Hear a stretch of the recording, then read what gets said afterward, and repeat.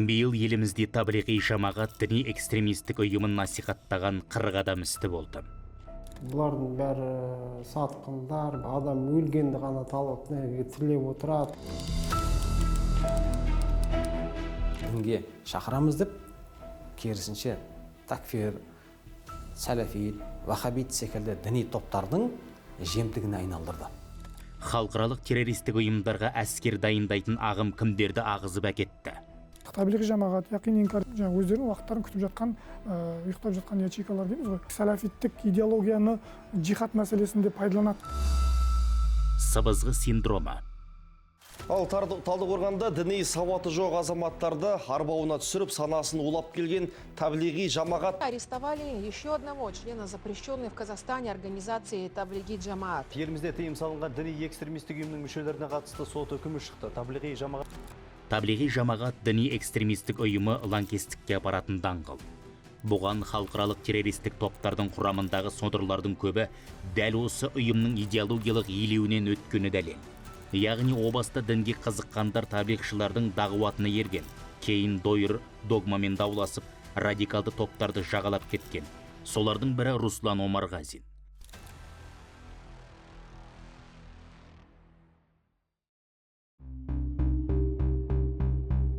Ең алғашқы таблиғи жамағаты бәр жерде сақалдар бұлай бастарында сәлде жүреді ғой, бұлай ақ киім киіп жүретіндер. Сіз как жылан сияқты боласыз. Сыбызғыны ойнатып тұрады ғой, сол кезде жылан бүйтіп, соны арбалып тұрады ғой, не істерін білмейді. Сол сияқты болып қаласыз. Өйткені аналардың музыкасы сыбызғыдан шығып тұрған. Сізді арбап жібереді просто. Мен солай таблиғта жүрдім. Таблиғи жамағат ұйымы 1926 жылы Үндістанда пайда болды. Негізін Мәулана Мұхаммед Ильяс әл-Хандахлауи деген азамат қалаған. Ол сауатын медреседе ашып, кейін таблиғи жамағат ұйымын құрған. Орталығы Дели қаласы.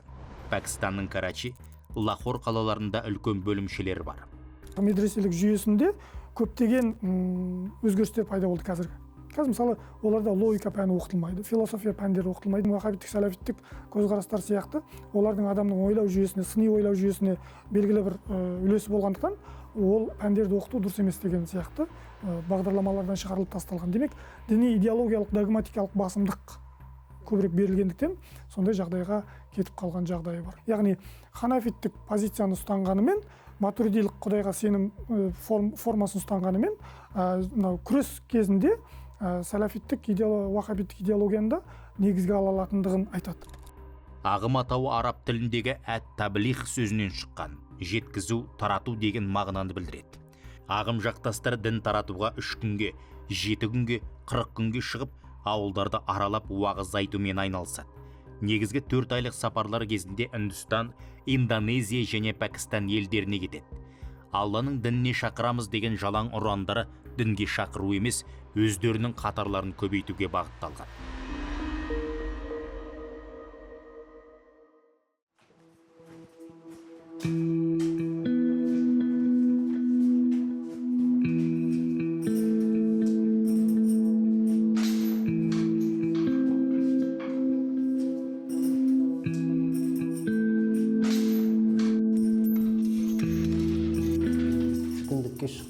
Сол кезде мен Құранды алып шығып едім, олар біреу келіп маған ұрысты. Неге Құранды сен алып отырсың, неге вообще? Біздің кітап, фазаил амал. Ол міне сол амалда бәрі бар.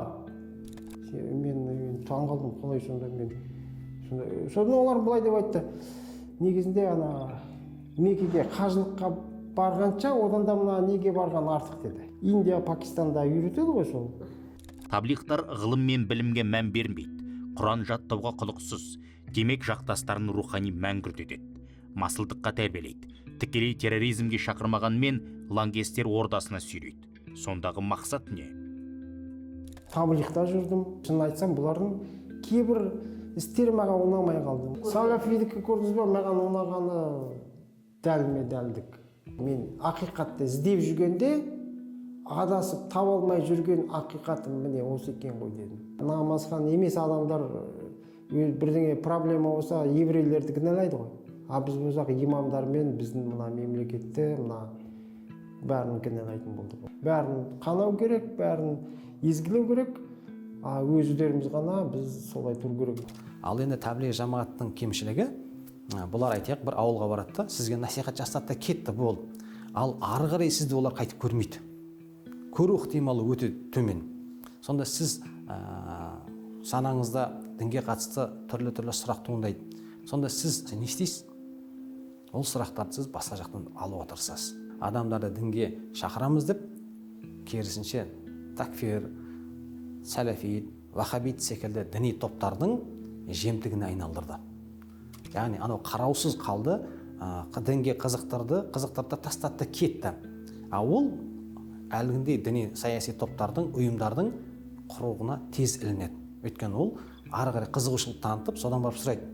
Білмеген екен олар оған дәйекті түрде әдемілеп тұрып түсіндіріп берген кезде, жас болсын, жасамыс болсын, солардың сабын толтыра бастайды. Тәблиғ жамағат оларды былайша айтқан кезде балықты жағаға шығарып берсе, ар шетін қуырып жеуді қалған жаңағы діни ұйымдардың, діни топтардың, ағымдардың еншісіне қалдырып кетті. Жағада қалған шабақтың күйін кешкен Руслан қазір абақтыда. Сұрақтарына мардымды жауап таппай таблиғтардан такфирлік топқа ауысқан. Қоғамды айыптап, іштегі ішпенділікті уытты уағызбен қайраған. Сыбайластармен бірге қалталы азаматты өлтіріп, дүние мүлкін қолды етпек болған. Бірақ діттеген мақсаттарына жетпей тұтқындалды.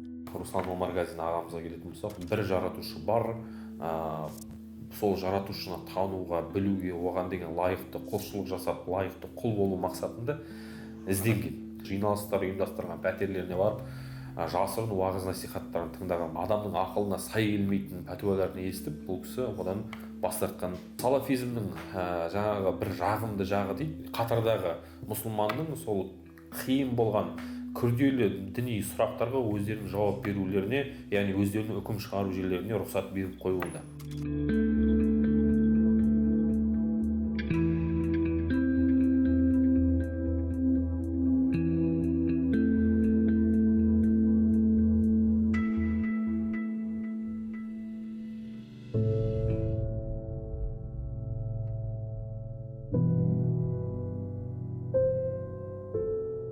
Радикалды көзқарасты ұстанған адамның тура жолға бетін бұру үшін ең алдымен оған дұрыс диагноз, яғни оның қай жеріне қандай қате кеткендігін анықтап білуіміз керек.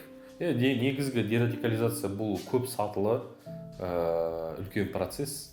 Бұл жерде жаңағыдай бір-екі күнде ғана адамды жаңағыдай радикалды көзқарасты ұстанған адамды әкеліп алып қасыңа отырғызып бірнеше Құран аяттарын айтып, немесе хадис көрсету арқылы оның райынан қайтару мүмкін емес нәрсе. Торға түсу оп-оңай. Сіз соңына кісі тарту керексіз сонда, иә? Оған тартқан сайын сізге бонус түсе береді, ақша түсе береді, иә, мысалы үшін. Амында сіз тартқан сайын сіз өзіңізді мен сауап жинап жатырмын деп есептейсіз. Сауап, менің бонустарым ол дүниеде. Мен көп нәрсені жоғалтып алдым. Егер де бұл идеологияны ұстанбағанымда мен мүмкін басқаша болар едім қазір. Осылайша таблиғтардың дағуатынан басталған адасу Русланның қолына қару алдырып, қылмысқа итермеледі. Отбасы ойрандалып, жақыны жат болды. Бірақ ол қазір өзінің сыбызғыға арбалған жыландай сиқырдың соңынан еріп, жат сенімнің қолшоқпарына айналған түсінген. Ең бастысы да сол. Өйткені қателікке ұрынғанын білген адам үшін өмірін қайта бастауға әрдайым мүмкіндік бар. Русланның ендігі бар мақсаты да қайта үйірін табу.